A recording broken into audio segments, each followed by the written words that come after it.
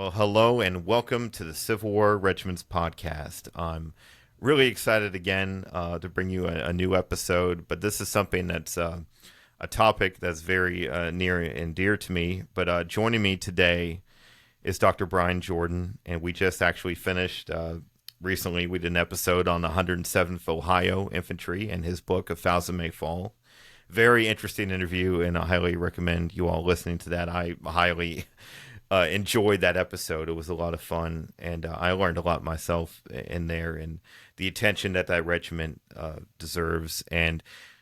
But leading into that, one of my favorite parts of Dr. Jordan's book was towards the end of the book.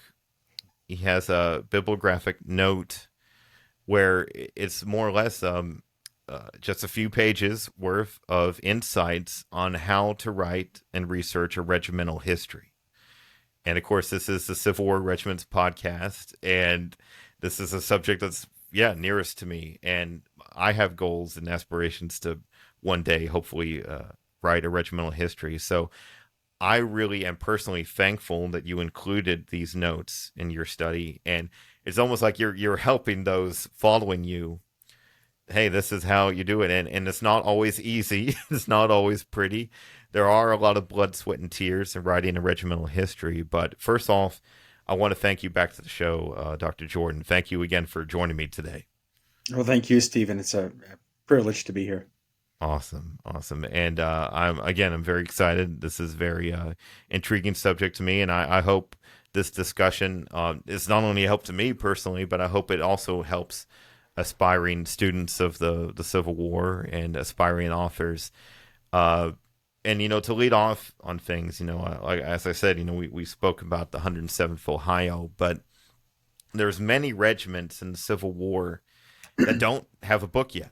They don't have a regimental history yet, or never had any sort of history published. So there's many regimental histories that do exist that, they spend time. I've come across many that spend half the book summarizing the entire history of the Civil War. Mm-hmm. And I always was puzzled by that, because like veterans they'll spend literally like 200 pages, talk about the background, staging the set, setting the stage.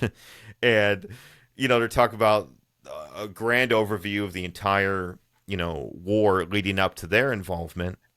But then they spend 50 to 100 pages talking about what they actually did. I've come across many like that, especially from the 1800s.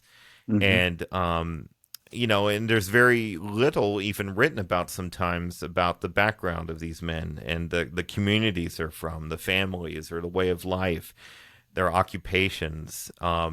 A lot of original histories don't even cover some of that, and that's what I think a lot of our modern tellings are trying to, because in order to understand these men, you have to understand the communities they're from, even the religions they might be from, and so, and there's other regimental histories that, like they spend a lot of time on the glory and the accomplishments, like everything is just upbeat, patriotic, positive.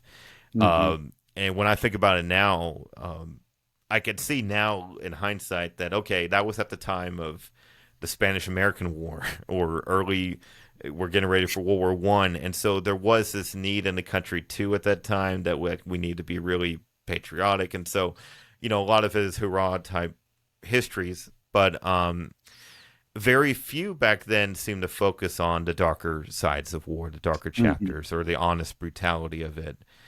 And so I want to ask you, given all those different types that we're familiar with, what do you think is the best recipe in writing and researching an accurate regimental history? Well, I love that question, and I love the setup, because I do think that regimental histories are kind of uniquely prone to some pitfalls, right, in the historical enterprise. One is parochialism, as you point out. Those are the histories that can scarcely see beyond the flanks of the regiment, that are so into the weeds that they can't see the forest through the trees, right? And we've all read both 19th century and modern regimental histories that kind of tend that way. The other flavor, of course, the other pitfall is antiquarianism, right, or local boosterism, and this was common among veterans, of course, but also among more modern writers. They have a particular affinity for an outfit or a hometown regiment, and they write a history that's kind of sterilized or sanitized, and just puts a heroic sheen on the entire war experience. And then there are others that really do try to flatten out the soldier's experience during the war to suggest that a Civil War regiment was a Civil War regiment. And of course, as we know, they're all unique. They're all worlds of their own. So there are a lot of pitfalls that you can easily fall into writing regimentals. I think the best way to avoid them, the best safeguard, is to ask the question that often begins any historical project, or that should begin any historical project, and that's so what? How, why should we care about this particular regiment? What does this particular unit story tell us about the war? How does this particular unit help us to intervene in larger interpretive debates?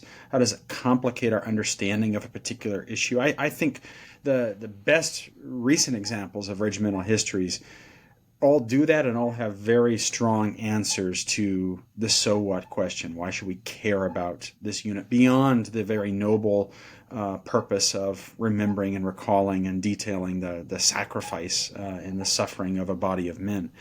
I'm thinking of Susanna Url's book on Hood's Texas Brigade, for instance. She does a brilliant job demonstrating that one of the things that kept that most famous fighting outfit in the Army of Northern Virginia going is the support and the sustenance of the civilian communities and families back home. And she foregrounds that, and that's her so what, right? Leslie Gordon's book on the 16th Connecticut shows us how a particular unit tried to recast the narrative of its setbacks, both throughout the war and for the rest of their lives, right? 16th Connecticut is going to cut and run on the Federal left in Antietam, and they spend the rest of their wartime service and their veteranhood trying to explain away that blemish on their record. And so she intervenes in these larger debates and tells us something about how cowardice is thought of in the Civil War era, how memory works in the space of a Civil War unit. So I think the best guard against parochialism or antiquarianism, or kind of the general trend in a regimental history, is to always have a clear sense that, yes, you're chronicling the narrative, the stories of a particular body of men, but you're also trying to tell us something new about the Civil War. You're trying to intervene in one of these interpretive debates. You're not going to be able, through the space of a regimental history, to rewrite the story of soldier motivation, right? Nobody can do that. But you can very well complicate what we already know about that by saying, look here at this experience, right? Look at this body of men, and there are exceptions to the rule, or there are exceptions to what we already know, or they confirm this piece, but add something else. So I think if you're asking so what, you're going about it in a historical way rather than say a parochial or an antiquarian way, if that makes sense. Yeah, and we do, and yeah, I feel like every few years you really do have to reevaluate like that, and how you're presenting the history, and how and there's that growing trend now. I mean, it always has, but like, people love the human interest stories now, and there's so many of those coming out more and more, especially on battlefield tours and places, and but giving that attention to the humanity even more so, is because, like I say, you have just all those different ones, and it just it's easy, and yeah, back then you can look in the 1800s and just how a lot of subject matter was just so improper back then to talk about. Like, you couldn't, there was a lot of taboo subjects that, like, you just didn't go there, and it's more or less everywhere now, but like, it could be stories of the cowardice, or it could be stories of brutality that weren't, um, expressed back then that are expressed now, or like, or like you think about sometimes how many of these original accounts, whatever, may have been condensed or edited down to like Well, some of these guys may have had a fouler way of describing what they went through, but when these books are published, are they going to include that kind of language in the well, 1800s? and we should be fair to the veteran authors, and I think Exactly. Yeah. a lot of times these books are serving, they're kind of literary memorials to regiments. They are intended to be consumed by members of the regimental community. They're hawked and peddled at reunions. Um, and certainly there's that memorial aspect where they're kind of dressing things up. There's also the reality that they're still squinting themselves through the fog of battle. They're still trying to Hmm. contextualize and make sense of their own experiences. Something that wasn't, clear to them even after coming through the war. What did Sure. we do on that particular hill? How did that fit into the larger picture? Um, but I think what's amazing about that first genre of Civil War history, and that's really what regimentals were. They're the first genre of writing about the Civil War. Uh, I think what's amazing is that these veteran authors, though we can critique and kind of caricature them, and scholars have, I think the attention that they had to, and the desire that they had to getting it right, to reaching out to members of the regiment, to collecting the materials, to triangulate the evidence. You can see kind of the seeds of a new historicism at work in their writing, and so I think, yeah, a lot of them are sterilized and sanitized and have very little scholarly value to us today. But there are quite a number of other regimentals that were really carefully considered works of history. And I think a lot of my colleagues in academe today don't often appreciate that side of it as well. And they were certainly of benefit at the time. Of course, they were Hmm. certainly given attention, and we can even look at the story of Stephen Crane, who Yeah, yeah, would hear the stories of these veterans, and then he grew to be inspired to be he was a fiction author, and then writes the Red Badge of Courage off of those inspiration yeah, and stories that he's hearing from veterans back then. So obviously, they did do their part there in engaging yeah. an audience there to understand, and because they were, it was on a total different level back then. Like the Hmm. point that Hmm. you make is that like we have so much now, but back then that's what it was, and that's how it was presented, and Yeah. so and it did its job, and it certainly inspired. I'm sure when one regimental history would be released back then, because you see, like it's amazing to me, honestly.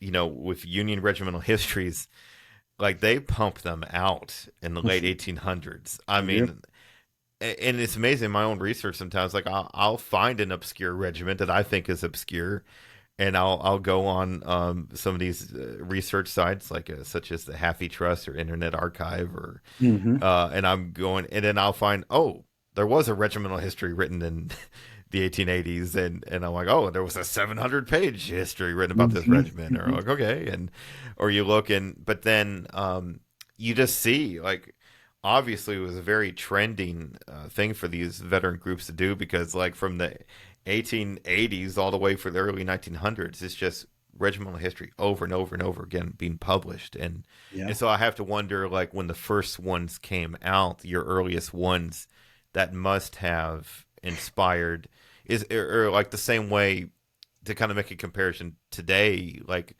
let's just say a modern war hero shares his story and it goes online, Hmm. it can inspire another veteran that maybe not have talked about it, or if a war movie comes out, or it inspires, you know what, I do want to speak out about this. So in the same way, when these regimental histories are coming out, surely some of these other pockets and regimental reunion groups are going like, hey, we should write our story, Yeah. we should do that. Yeah, for That sure. seems to be. And there are regimental histories that appear even during the war itself. Yeah. Yeah. it's starting as early as 1863, and then there's a whole spate of regimentals, really interesting regimentals that appear in the 1860s, and then by the time you get to the turn of the century, I mean, the Library of Congress, by one recent estimate, has counted more than 700 federal regimental histories. I think it's just remarkable testimony to the sense that folks in the Civil War era felt that they were living through history, and they had an urgent need to document it. Yeah. And Thank God they did. yeah, absolutely, absolutely. Because they've certainly left their trails for us as we go, and it really is something, again, that, like, I feel like almost every federal regiment has some kind of more or less history. There's very few that never had anything written, but to go forward, now I've already said I'm an amateur historian myself, and I have my goals I have my projects that I'm working on and what I hope to work on in the future, but it certainly can seem very overwhelming, and then your book, of course, provided this helpful knowledge that I mentioned, and you describe these painstaking details and research and the resources that you used and acquired for a project of this scale. I know that's very useful for me, and every regiment is different too. That's another thing to make note of. Every regiment. Okay, there might be a regimental history that was written, but there's no diaries in existence, or there's no letters on hand, or or some regiments have 9 million letters on hand, and all these other accounts that were written, or several members of the regiment wrote memoirs or diaries, or the colonel of the regiment has a biography. Like, so some regiments have a lot out there, and some might only have one individual book or study. But could you lay out the resources that you think that every historian needs to have ready for a project of this scale? Because sometimes we could jump into a project thinking like, oh yeah, I know what to do, whatever, then you really find out that, okay, I don't know the half of it. Because when you talk about these primary sources, these newspaper articles, which are those are becoming more popular now, being able to access newspapers, and then you have diaries or ordnance reports and muster rolls, and so how would you order all of those tools that we really need to do a project like this? So I think there are several key layers, and the first is getting into the archival manuscript material. That's probably where many of us are most comfortable. We're trained to be, kind of textual creatures. And so there are a lot of great finding tools these days, websites like Archive Finder and Archive Grid. You can conduct keyword searches that will help you to identify repositories all across the country that house archival material, letters, diaries, manuscripts that speak to a regiment's experience. And they're everywhere, from local and state historical societies to university libraries and special collections to some of the more famous repositories like the Huntington out in San Marino, California, or the Newberry Library in Chicago. And you have to think widely about, broadly about this, because when I was working on the 107th Ohio, obviously some of that manuscript material was mined in the Buckeye State, but a lot of it was actually pretty far afield. There was a small cache of 107th letters at the Huntington. There was one stray letter in South Carolina, one in Virginia. So often it just depends on where the collectors went, and all these materials are scattered to the wind. So you need to begin with the qualitative stuff, the letters and the diaries, what exists, to get a handle on those everyday experiences. Then I think the next layer is to dive deeply into local newspapers. And I think that this is the single biggest cache of yet untapped material. It's amazing. More than 70,000 books have been written about the Civil War, and we're still talking about untapped material. But we just haven't mined the local newspapers the way that we should have by this point. We've done a lot of work in kind of the big regional and national newspapers, to be sure, but local newspapers, smaller papers that couldn't afford to send a war correspondent to the front, they relied on letters sent back home, either to the editor or to a family member.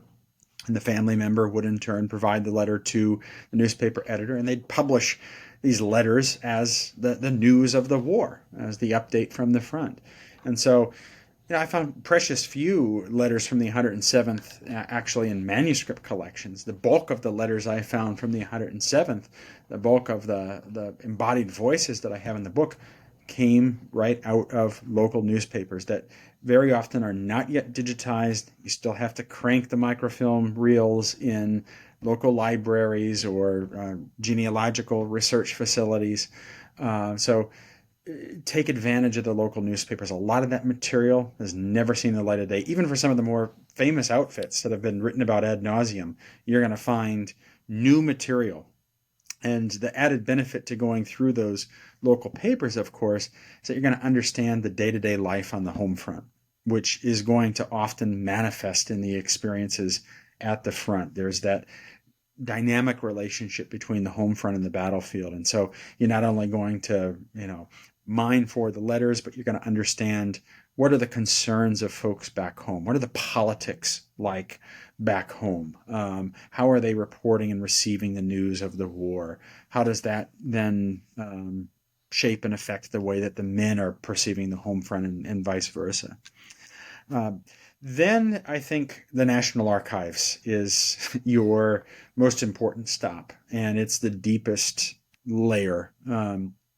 The National Archives houses a variety of records that speak to and illuminate regimental experiences. Most important in Record Group 94 are the regimental order books. These are bound volumes that each regiment was required to keep. You're going to find the sick rolls. You're going to find the muster rolls, the daily reports, the communications from regimental headquarters, the communications from brigade and division headquarters, detailed information about ordnance and clothing and pay, disciplinary registers. These are absolutely indispensable resources for any regimental history. I could not have written A Thousand May Fall without the 8 regimental order books in the National Archives in Record Group 94.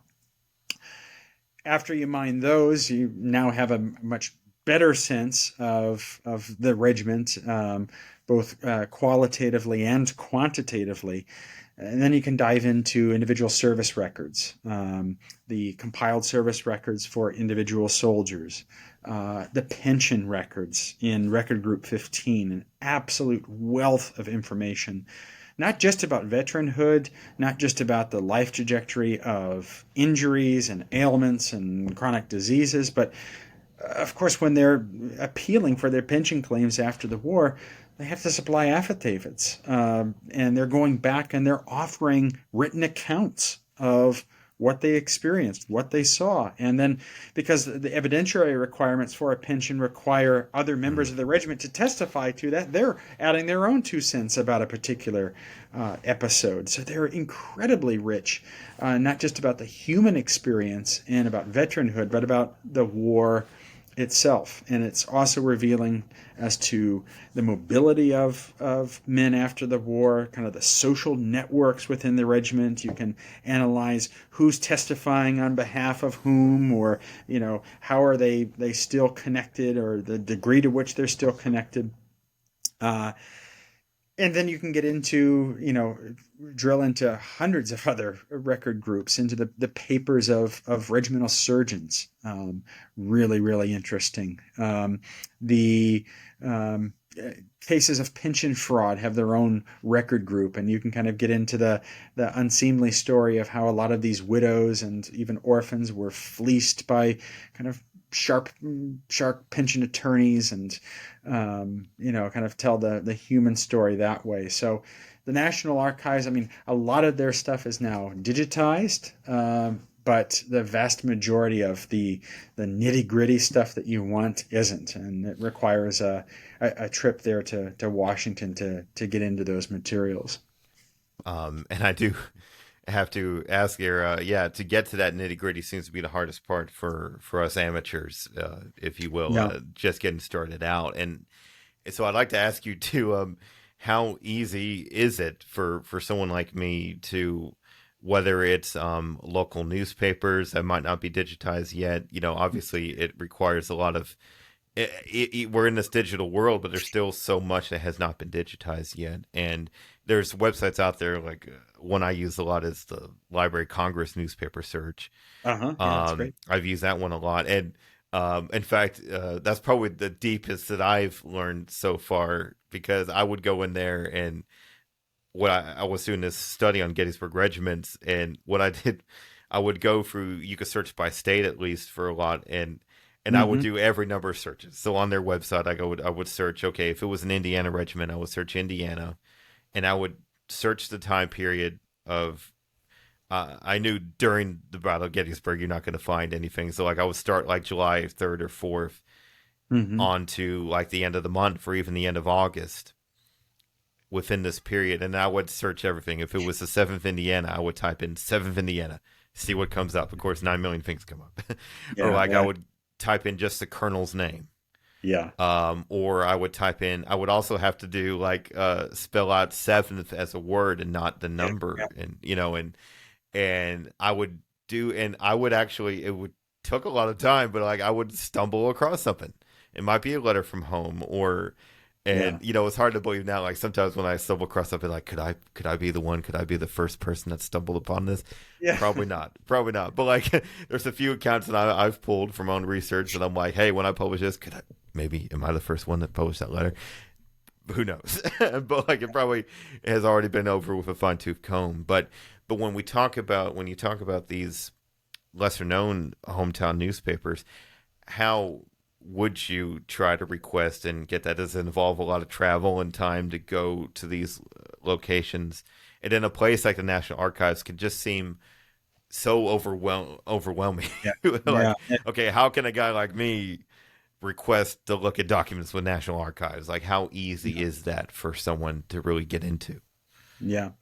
Well, first on the Library of Congress newspaper side, I'll say that the great gem that they have made now digitally available is the National Tribune, which is the major Union veterans Yes, newspaper. yes. So you can get a lot of great post-war accounts, and Rick Sowers has published a 3-volume index to the Tribune, which makes it even easier to search by topic or regiment. So those are Yeah. indispensable volumes.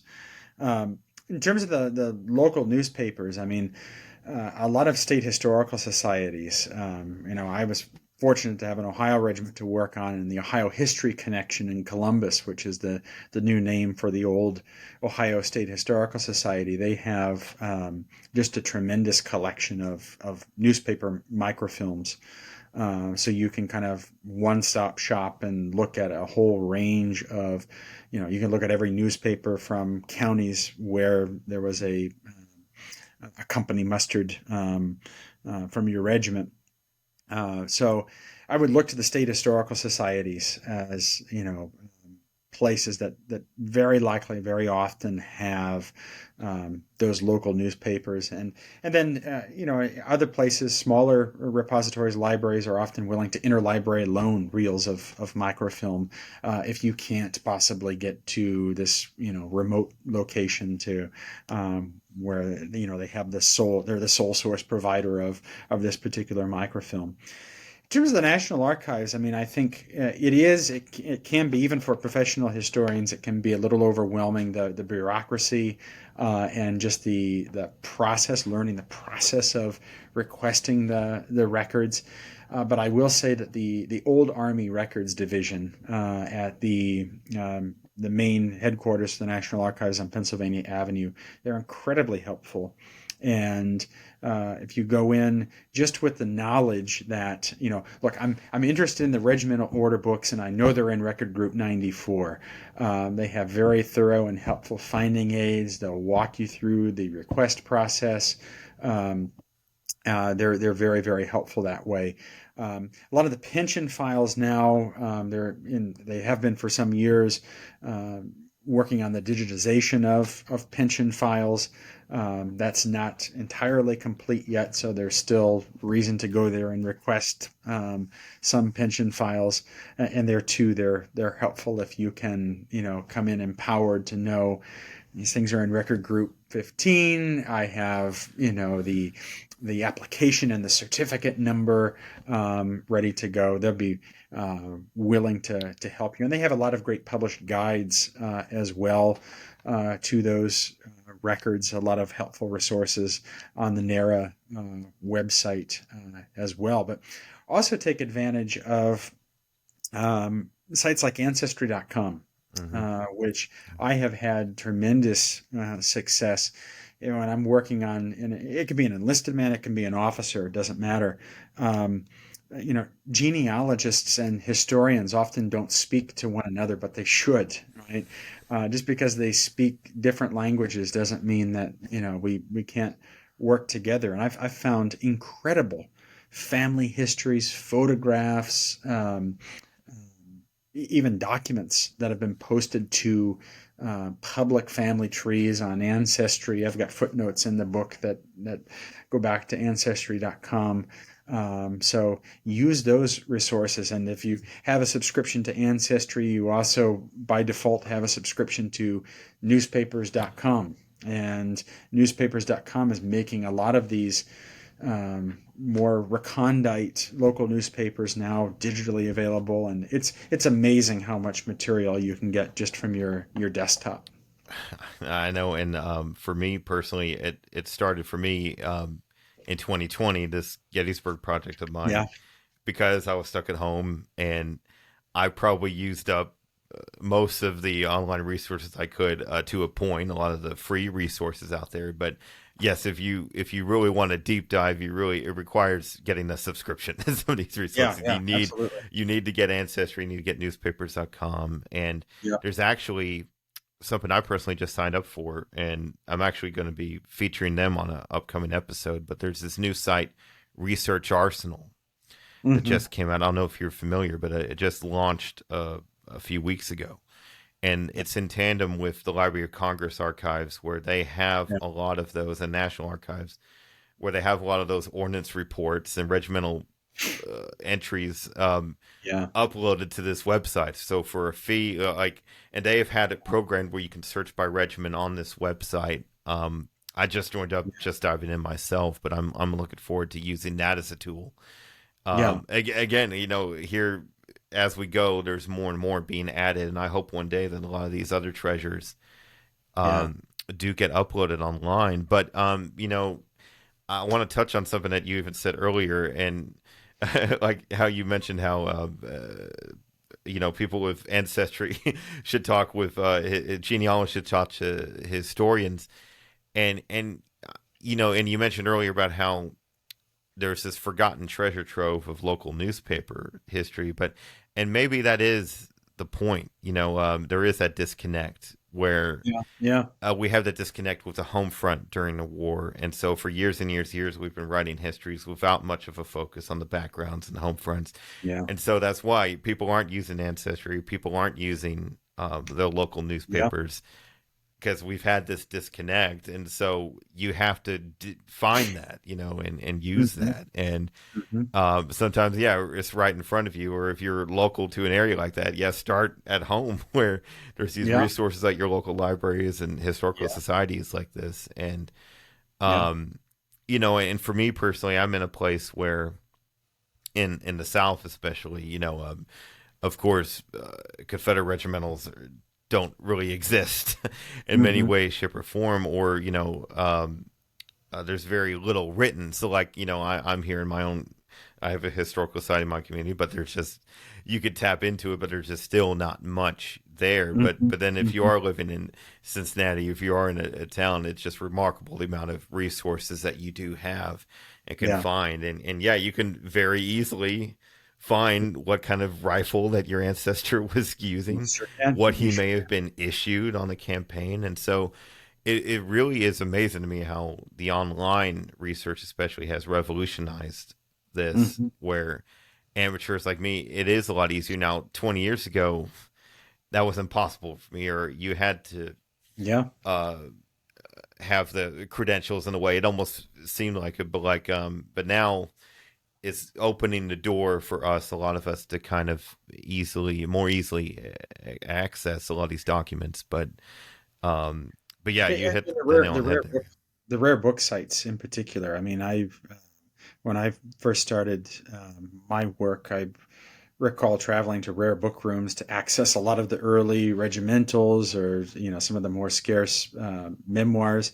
And now things like Hathy Trust and Google Books, I mean, you can, with a few clicks, have access to things that I spent hundreds of dollars to go track down in I libraries. It's amazing. I know that alone. It's like it's really.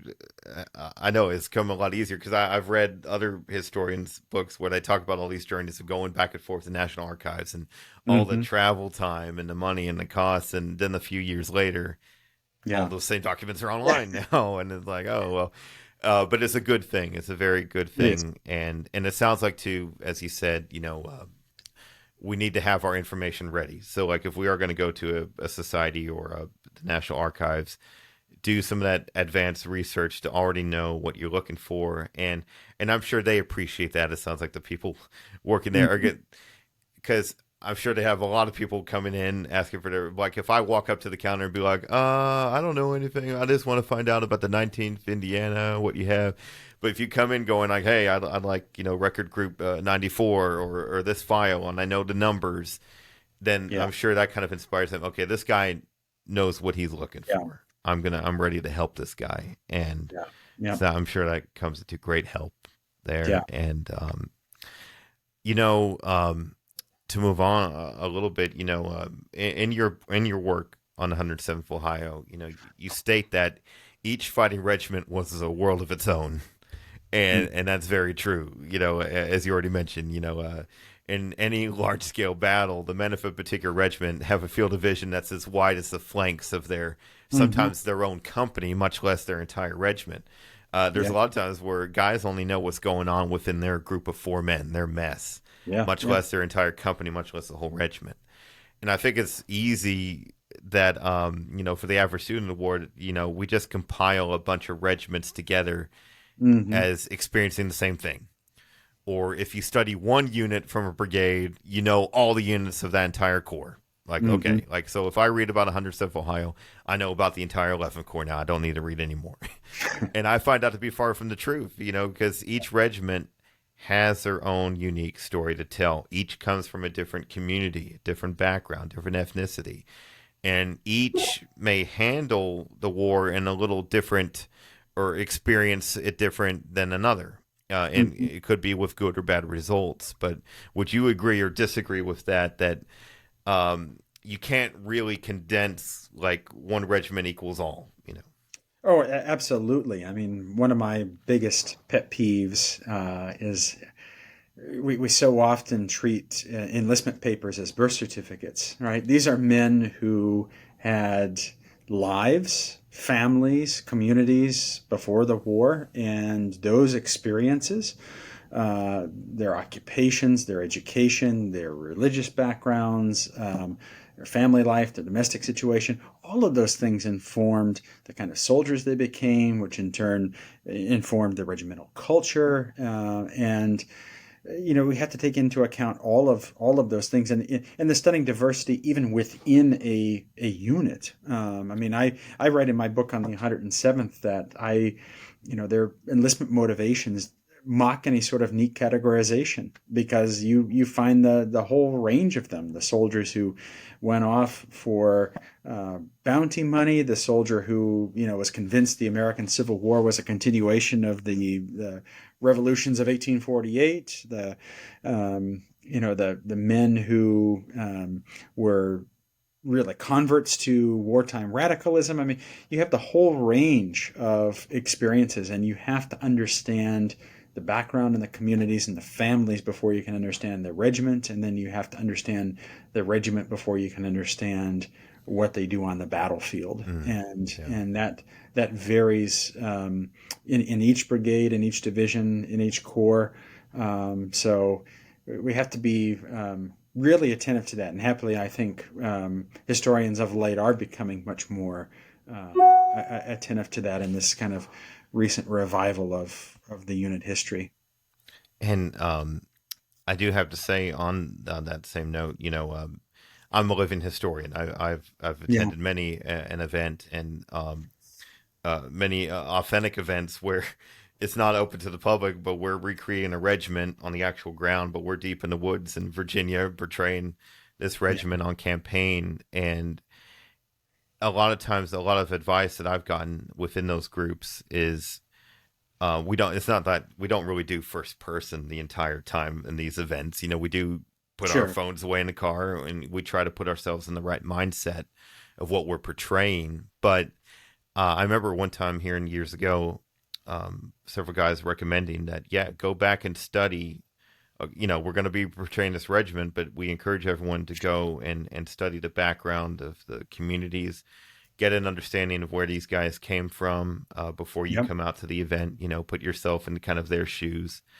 But I'll tell you, I'll be honest with you, like I've never gotten more in touch than going on a campaign for a 2-day weekend, marching in the mud or Hmm. camping Hmm. in the rain or going in these different climates and environments and then marching all day. And it helps me to understand, like when I read these accounts of an individual soldier, like when I talk about the exhaustion, I'm Hmm. like, oh my gosh, like I know what they're talking about now, or the way they describe things, like, or like those desires you have, like, man, I could go for food right now, and we've been marching 10 miles, and where's our camp going to be, Hmm. um, and then I've had plenty of moments where when you are off the beaten path like that, I've had plenty of visuals.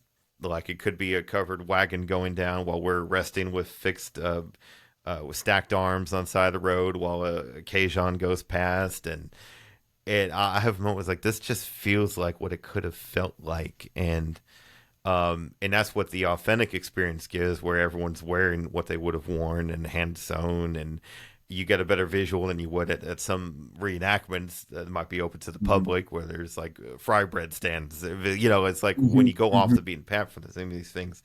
It helped me understand a lot more in my own studies. I got to live a little bit. That's why we call it living history. But I got to experience some of these things that they may have felt, and so that to me that comes into play there. And even as I touch on, while every regiment deserves their own attention, it does help, and you note this in your book, that you do need to understand. You need to go back and read any resource you can on the brigade Hmm. that this regiment was attached to, the brigade commander's works, the reports of the other fellow regiments in the brigade, or the brigades that fought next to those brigades. Like, because sometimes in some cases, some regiments that don't have much written about, if they don't have any combat record, you have to go to the brigade next to them or the Yeah. regiment next to them to kind of understand what they went through. And Mhm. would you agree there that's something that's of note, of importance?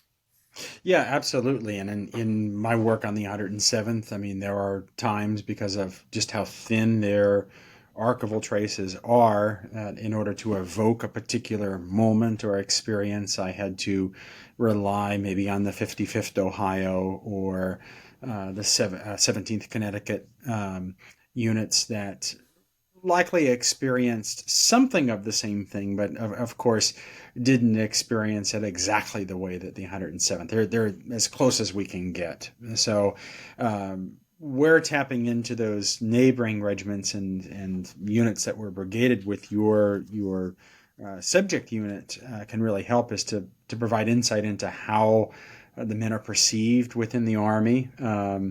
Certainly, working on an ethnically German regiment as I did, right, it was really important for me to see how other native-born outfits in the same brigade are kind of condescending them, or how they're treating them, and how that changes over time. So I think it is important to just for point of comparison, even if you're not working on an ethnic unit, to look at how other regiments are regarded, how other regiments fare that experience maybe the same war itinerary, but obviously have their own cultural experiences, their own backgrounds, their own unique histories. And I have to add that on the ethnic note of these regiments, something this deserves attention because I came across this myself too. Like for a lot of these ethnic regiments, fair warning, you might go to your local community or circle society. You might find that the newspapers are all written in German, Right.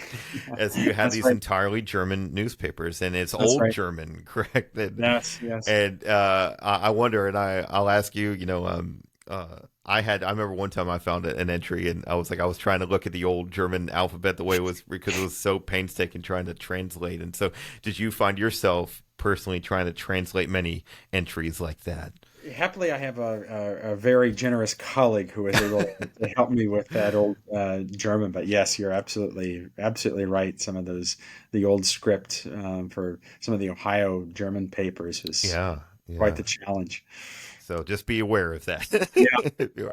Because I Yes. found out, dude, I was like, oh, because I was like, oh, yes, I found some newspapers. I'm like, oh, they're all written in German. So it also Yeah. helps to have a friend Yes, that it can help. does. Yes, it does.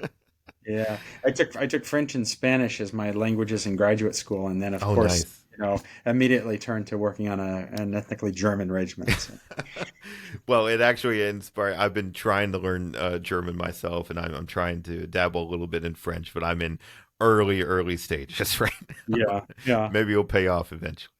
yeah. Um, but we talked a lot of different ways, right, and ways to research and learn these things. But while most of this research requires a large share of reading and Mhm. studying and library visits, but would you say, and we've talked on this before a bit, but would you say that visiting the actual battlegrounds and locations help you to write about and tell these stories? Because I know for me, there's been times where, sometimes it's not until you're on the actual ground that you realize why a command decision may have been made, or Mhm. you understand and you see, smell what they may have witnessed.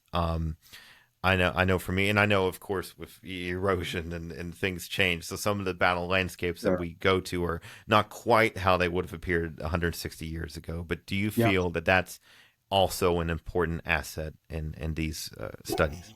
Yeah, I think it's essential, and I think it works on two levels. I mean, one, there's connecting the tactics to the terrain, and I think, you can read volumes upon volumes of the OR and, regimental histories and officers' reports and all of these archival sources, and still not understand completely or connect, the military details. Um, until you actually visit the landscape itself. So I think it's essential in that sense. But I think it also works on an emotional level. I mean, I think you do commune with the people of the past in ways emotionally when you visit these sites that I mean I had never visited some of the campsites in Florida. Where the 107th Ohio was occupied in 1864. And before I wrote Chapter 8 of the book, I packed up and went off to Jacksonville and found Camp Milton and visited Fort Clinch and other sites as best I could in and around Jacksonville, just because I needed to understand the space. I needed the spatial relationships. I wanted to kind of connect with. I had their descriptions, and that's one thing, but I really felt that I couldn't write it without being there. I know Robert Caro, who is at work now on his multi-volume biography of Lyndon Johnson. He's up to the presidency now, and he says that he won't write a word about Vietnam until he actually is on the ground in Vietnam. And so I Wow. think it's not a phenomenon that's exclusive to us as Civil War historians. I think there is a remarkable power in place, and it it's why preserving these places is in the work of organizations like the American Battlefield Trust. It's why it's so important, so that we have these places that we can visit and commune with. And on that same note, would you say, even I'm sure in your own research you visited many a cemetery, many a grave Yeah, site. of these soldiers, Yeah. and you even note in the book how a lot of these men now, like they're weeded over in the Yeah. cemeteries, and they're not um a lot of them aren't well preserved headstones, but like um I find a lot there's something about it, like I love Mhm. going to visit a cemetery, and even like old cemeteries just have so much history, so, and I'm sure that kind of helps in a way too, where especially if they happen to be buried on a family plot, you learn about they're also their family members at the same time when you visit a cemetery.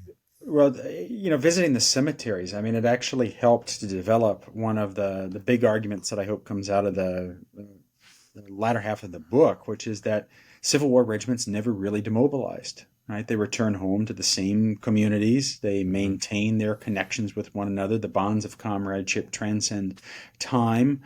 And, that was something that should have been obvious to me as a student of the Civil War, but that really was not impressed upon me until I'm tiptoeing around the tombstones in Northeast Ohio, and you see the spatial relationships in these cemeteries. You see that they're all buried together, and they're still, and they etch 107th OVI on their gravestones as though it's a part of their identity, as though it's a part of their name, as important as their birth or death date. And it comes home to you that they never demobilized. They Yeah, remained a unit until the very end. and that is incredible, and that really goes to show you, yeah, everywhere. Any regiment you study, the stories are the same, Yeah. um, so there you go. I mean, there's so much. There's the visuals that you need outdoors. You need to get out. You need to go out and walk these battlefields and these cemeteries.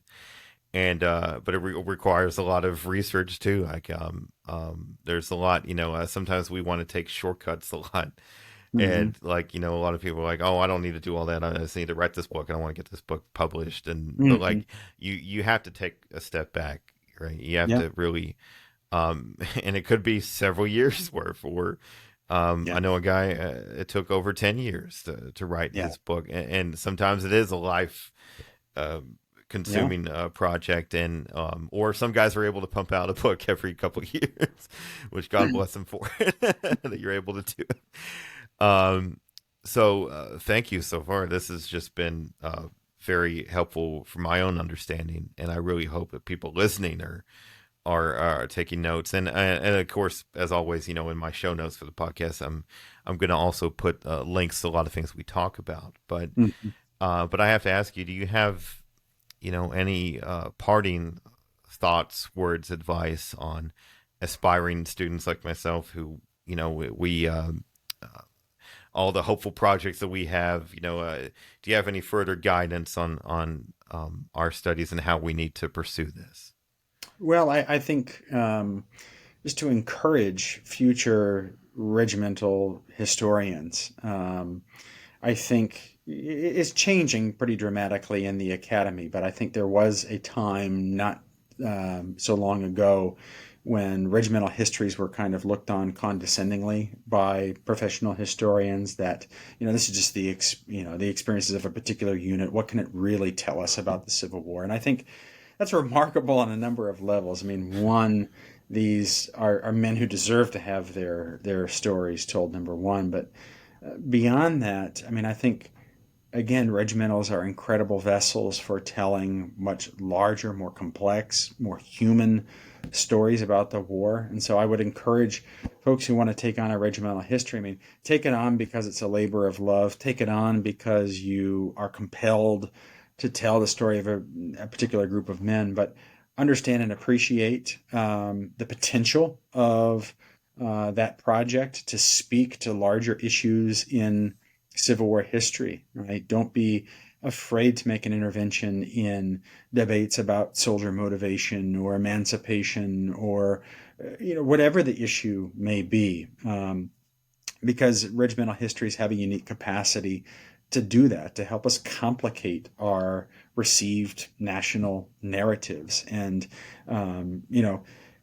above anything else, I hope that's what my book on the 107th Ohio was able to do, is to show that regimentals can amplify big swaths of the war that have gone completely undocumented, right? The experience of standing guard on a remote picket line in the Department of the South, the agonizing boredom of the period between battles, the experience of finding the thick of the killing on two of the war's bloodiest fields and then being consigned to the margins, right? I mean, whatever regiment you select to write about, they're going to have unique stories that they can tell that are not only intrinsically interesting from a human perspective, that not only deserve to be told, but that can weigh in on these larger issues. And I think professional academic Civil War history is a changing landscape, and I think there are many more of us now in the academy who are willing to read and learn from regimental histories to everyone's profit. I mean, in many ways, it's kind of taking the old social history model that came out of colonial America, or historians of colonial America were producing community-based case studies of life in Plymouth or Salem or whatever Massachusetts town. And regimental histories are kind of the same thing, applying the old social history community study model to the Civil War. It's a way to talk about the home front, the battlefront, the military, the environment, disease, death, medicine, all of the topics that we care about. You can bring them together and show how they interconnect and why they matter to a particular group of people. And I think it's just a genre with incredible and yet untapped potential. Wow, and thank you for that, and that's so true on many levels there. And I have to say, for me as a kid, I got into a lot of my love of history with the regiments, and Yeah. as a kid, I just fell in love with just the order of battle. Yeah. Like that used to be my favorite detail in a book. Like, did they have a cool Uh-huh. order of battle in the back? And I used to flip. I used to judge a campaign study whether or not they had an order of battle, which don't do that now. But This there's a lot more. But like, this is affirming because I did the same thing as a kid. That's what yeah, There's a it's community. We could form a support group. yeah, I know. And, like so many, like I would not only when I flip it to the back, it'd be like, oh, they have an order battle, but plus they have the regimental commanders listed, or Uh-huh. they have the numbers The listed, losses. and then the law, and that used to always like be my favorite. And of course, Gettysburg is one of the primary ones. There was a recent trilogy on Chickamauga recently by Dave Yeah. Powell, where he Yeah. really has a detailed order of battle Yeah. in there, and that's a future project that down the road for me. But like, but I used to do this. I used to, I started off with like a blog or Facebook page of sorts, Civil War Regiments, and I used to call it Regimental Roulette, where I Uh-huh. would go through, I would just spin a page on the order of battle, and whatever regiment I landed my eyes on, I would try to look into.